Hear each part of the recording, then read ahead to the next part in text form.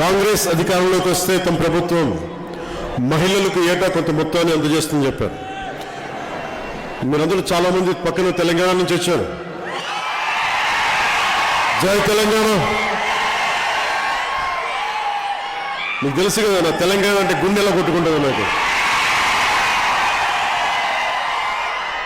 నాకు ఇష్టమైన పాట తెలుసు కదా, బండెనక బండి గట్టి 16 బండ్లు గట్టి ఏ బండిలో పోతావు కొడుకు నైజాం సర్కరోడ. అలాంటి పోరుగడ్డ తెలంగాణ నుంచి వచ్చారు మీరు.